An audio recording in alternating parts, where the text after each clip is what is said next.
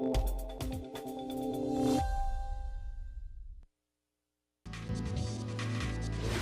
Tribunal Superior Eleitoral é competente para processar e julgar recursos contra a expedição de diploma nas eleições estaduais e federais. Por dia, são feitas 51 trilhões de comparações de uma digital contra outra digital. Ter um registro civil, acima de tudo, nos dá autonomia para poder também combater, dar uma resposta à discriminação. É uma história brutal, é uma história que nos remete a uma violência muito grande.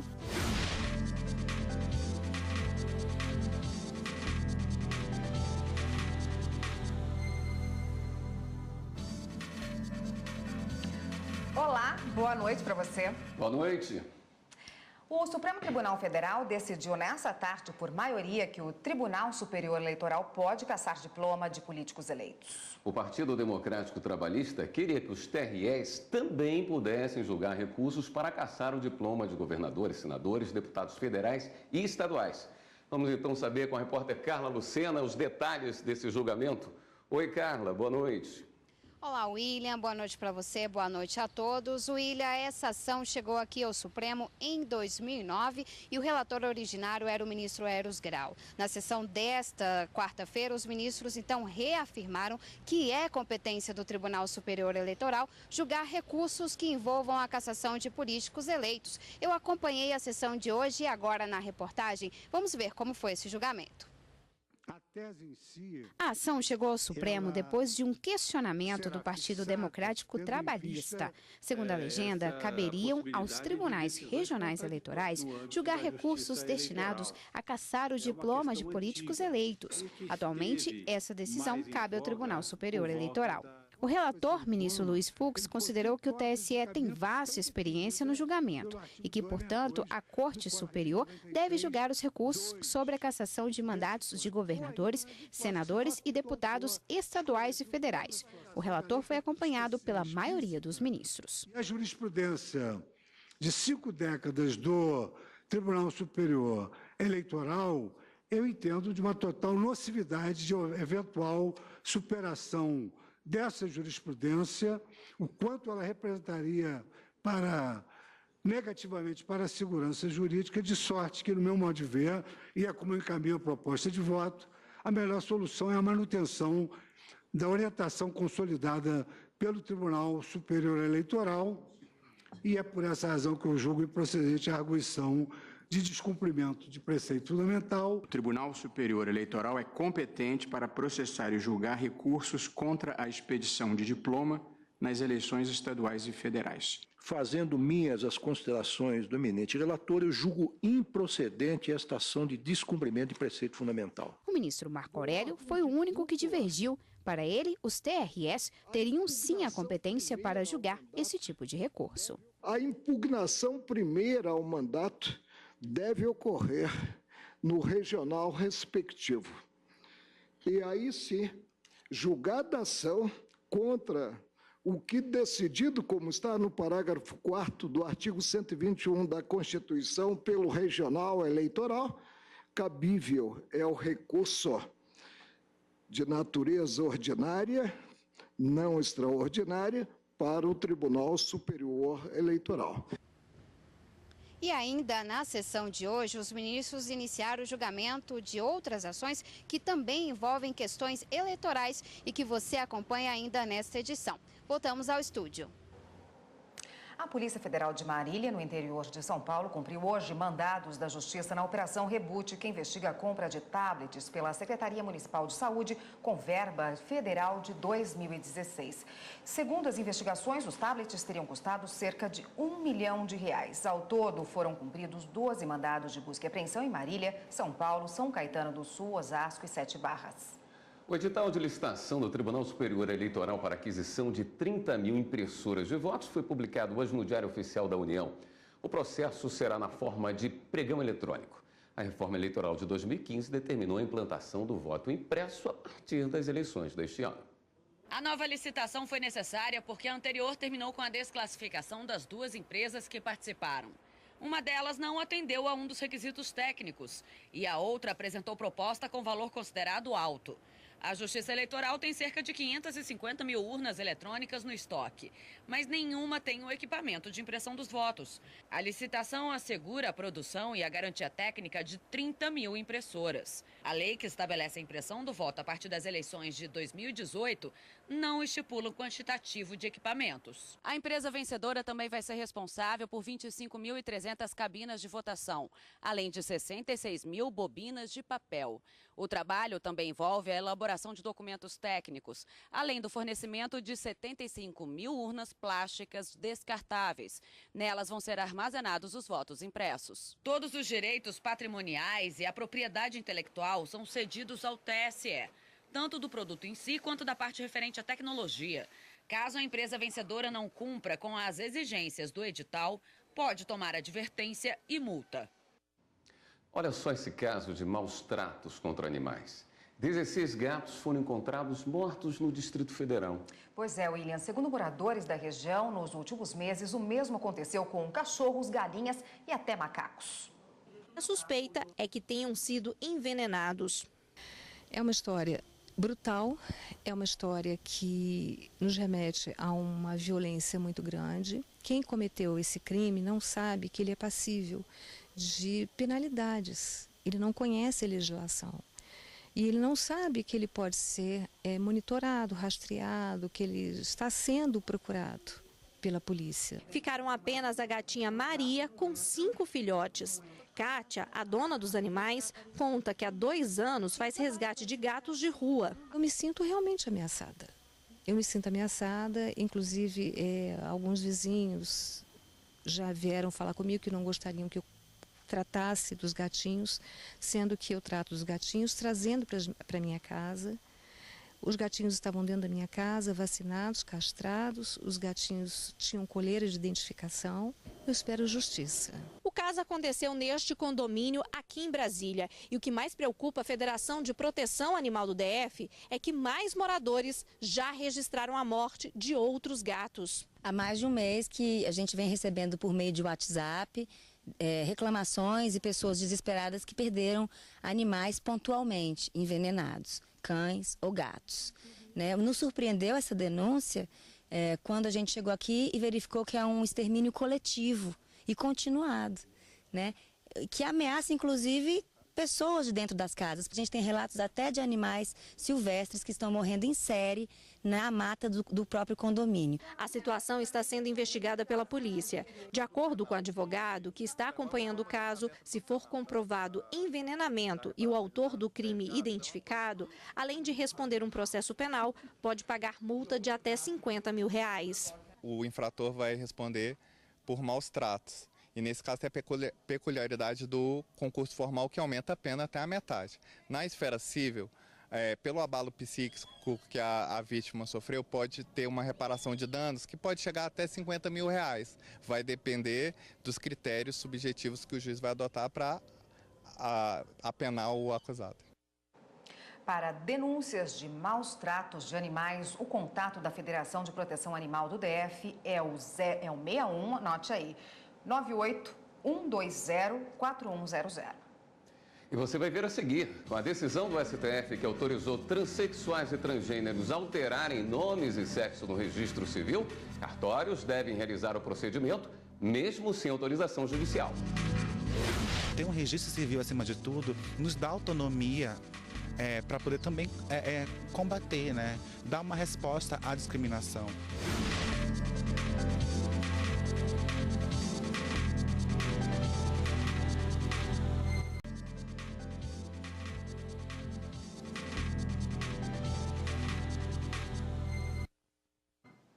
Estamos de volta com o Jornal da Justiça e vimos nessa edição que os ministros do Supremo, por maioria, decidiram que só o Tribunal Superior Eleitoral pode cassar diploma de políticos eleitos. E o plenário também julgou outros temas. Vamos falar agora com a consultora jurídica da TV Justiça, Karina Zuccolotto, que tem mais detalhes sobre esse julgamento. Boa noite, Karina. Boa noite, William. Mantida a jurisprudência do TSE, né? Exatamente, William. Nesse primeiro julgamento que foi realizado na sessão plenária dessa quarta-feira, os ministros se debruçaram sobre uma ação proposta por um partido político que questionava justamente decisões reiteradas do Tribunal Superior Eleitoral, confirmando a sua competência originária, ou seja, os recursos, os chamados recursos contra a expedição de diploma, devem ser processados e julgados diretamente no Tribunal Superior Eleitoral. E o que se buscava nessa ação era justamente que essa orientação do TSE fosse modificada para se estabelecer que, num primeiro momento, uma vez que fosse cassado a diplomação de um parlamentar que tivesse sido potencialmente deveria ser o candidato diplomado, o primeiro recurso deveria ser apresentado no Tribunal Regional Eleitoral, no local onde as eleições aconteceram, para que pudesse, inclusive, facilitar esse acesso ao Poder Judiciário. Mas os ministros, na sessão de hoje, por maioria de votos, acabou acompanhando o relator ministro Luiz Fux, que entendeu que dos argumentos trazidos nessa ADPF para mudar uma jurisprudência que já há muitos anos está consolidada no Tribunal Superior Eleitoral, está consagrada no Código Eleitoral também, não havia motivos para que houvesse alguma modificação. Um dos argumentos trazidos nessa ação é de que iniciar esse recurso, que na verdade, embora seja chamado de recurso, bastante foi frisado durante a sessão, trata-se efetivamente de uma ação de impugnação a essa diplomação, à expedição de diploma.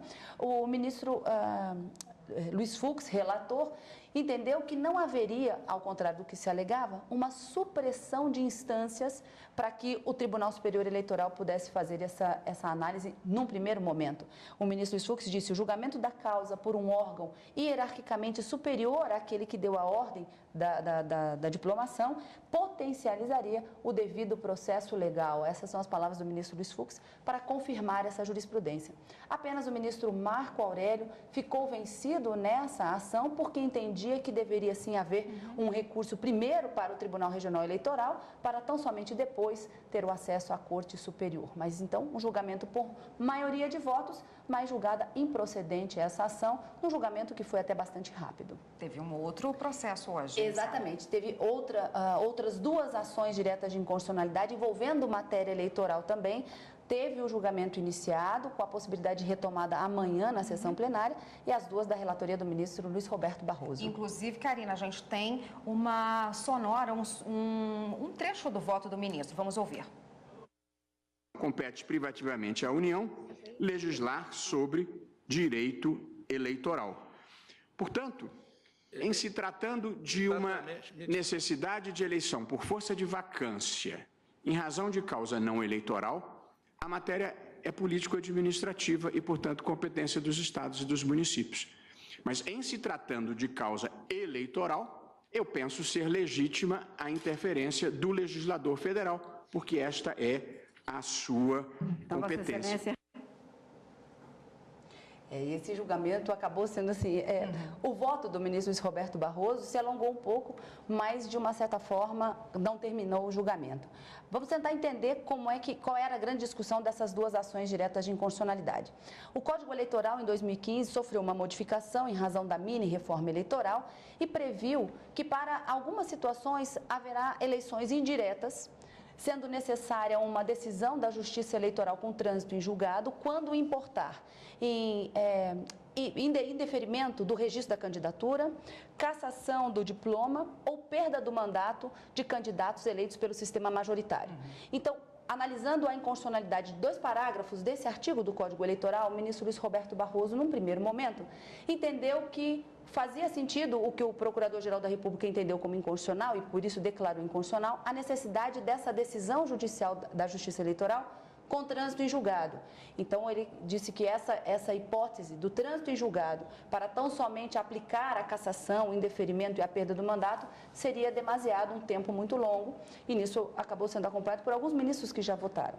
Em outro ponto, ele declarou a inconstitucionalidade dessa nova regra de eleições indiretas para as eleições de presidente da República e vice-presidente da República e senador da República, que todos são eleitos pelo sistema majoritário. E entendeu dessa forma porque a própria Constituição Federal já disciplina as eleições indiretas nessas duas hipóteses. Então, não caberia ao legislador infraconstitucional estabelecer novas eleições indiretas. E manteve a constitucionalidade para essas novas eleições para os governadores de estado e prefeitos municipais, com uma observação. Entendeu que, em se tratando de matéria eleitoral, o legislador federal, o Congresso Nacional, pode legislar sobre a matéria, resguardando o Pacto Federativo no sentido da autonomia dos estados e municípios poderem legislar sobre matérias político-administrativas. Mas como essa matéria é eleitoral, ele afastou a inconstitucionalidade. Mas o ministro Alexandre de Moraes acabou já se manifestando num voto divergente. Bom, teve uma divergência do ministro Alexandre de Moraes que nós separamos um trecho aqui, deixa eu acompanhar. Nesse aspecto, eu peço vênia ao ministro relator e também em relação à declaração de inconstitucionalidade referida do parágrafo 3º, eu excluo governador e vice, né, no caso da vacância, e prefeito e vice. Da mesma forma, agora, com o que disse o relator, acompanho em relação ao presidente e vice da República. Mais alguma divergência, Karina? Não. O julgamento ainda não foi finalizado. Já votaram ministro Edson Fachin, ministra Rosa Weber, ministro Marco Aurélio antecipou o seu voto, mas o julgamento foi suspenso para retomada amanhã, tão logo se inicia a sessão plenária. Muito bem, muito obrigado. Até amanhã. Até amanhã. Até amanhã. E após a decisão do STF que autorizou transexuais e transgêneros alterarem nomes e sexo no registro civil, cartórios devem fazer o procedimento mesmo sem autorização judicial. Para especialistas, a decisão traz igualdade dos direitos e garante dignidade entre as pessoas. Somos todos iguais, sim, na nossa dignidade, mas temos o direito de ser diferentes em nossa pluralidade, nossa forma de ser. Por isso é que eu acho que este é um julgamento da maior importância e que vai trazer cada vez mais visibilidade aos agravos que só quem sofre o preconceito é que pode falar. Respeito, visibilidade e dignidade que há muito tempo Melissa esperava. Já passei pelas questões de ter que ficar, né, me justificando e me explicando por que eu quero ser chamada por outro nome e não aquele de registro. A decisão do Supremo Tribunal Federal de permitir a mudança de nome e gênero no registro civil vai mudar a rotina nos cartórios, que antes apenas faziam as modificações após decisão da Justiça. Agora, não há necessidade de cirurgias de mudança de sexo, laudos médicos e nem posicionamento judicial. Na prática, as pessoas interessadas vão poder se dirigir ao cartório onde foram registradas para fazer a mudança. No local, devem apresentar uma autodeclaração dizendo qual nome e gênero desejam adotar.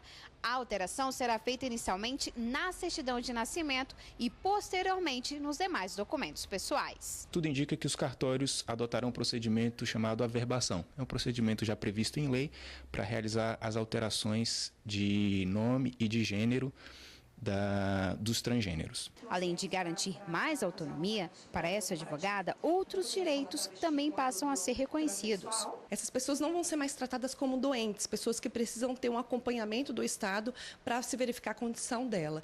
Outra, a gente tem repercussão, por exemplo, no uso dos banheiros. Já que a partir do momento que é mais fácil elas trocarem o nome e terem isso no seu documento, no RG, no CPF, já é o suficiente para que ela utilize os banheiros de acordo com o gênero que ela se identifique.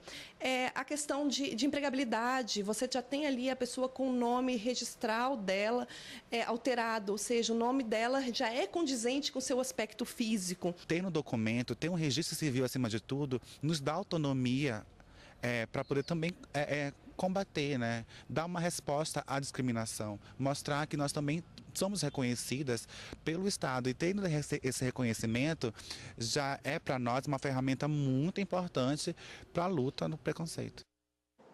E ainda nesta edição, a importância da biometria para as eleições. Por dia, são feitas 51 trilhões de comparações de uma digital contra outra digital.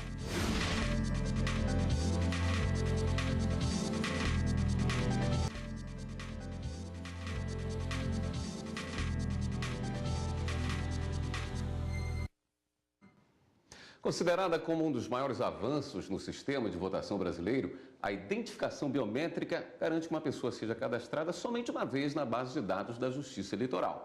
O instrumento tecnológico é uma poderosa arma contra a fraude na urna, já que a digital de cada eleitor é única.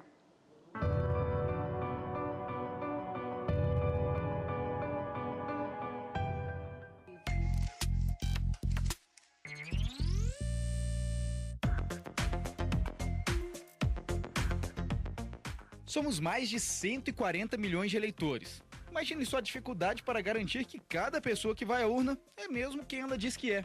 Justamente por isso, a Justiça Eleitoral começou a implantar em 2008 a identificação biométrica. A biometria começou em apenas 3 cidades. Hoje já são 77 milhões de eleitores cadastrados em todo o país. Com a biometria, é impossível um eleitor votar no lugar de outro.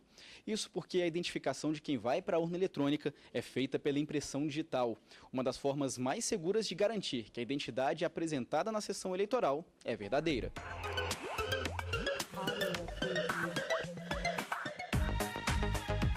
Desde 2014, a Justiça Eleitoral passou a usar um programa que deixa o cadastro de eleitores ainda mais seguro.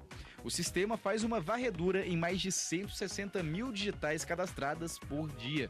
Muito mais agilidade no combate a fraudes eleitorais. Cada pessoa que passa pelo cadastramento eleitoral, na Justiça Eleitoral, e coletada a biometria, essa biometria vem para o TSE para ser comparada contra as biometrias de todas as demais pessoas que já tiveram esse cadastramento biométrico. Então, o nosso sistema EIFES tem um trabalho muito grande. Atualmente, ele consegue fazer a comparação de 85 mil novas pessoas contra todas aquelas que estão já cadastradas. Por dia, são feitas 51 trilhões de comparações de uma digital contra outra digital. A estimativa do Tribunal Superior Eleitoral é de que até 2022, quase 100 milhões de eleitores estejam cadastrados biometricamente em todo o Brasil. Em algumas unidades da federação, como o Distrito Federal, Alagoas e Sergipe, todos os eleitores já são identificados pela impressão digital.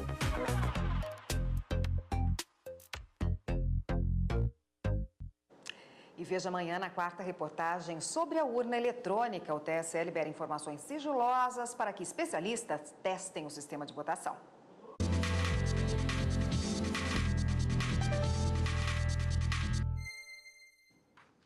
E agora nós vamos à redação do Jornal da Justiça com a repórter Catarina Martorelli, que traz as últimas notícias de destaque nas redes sociais.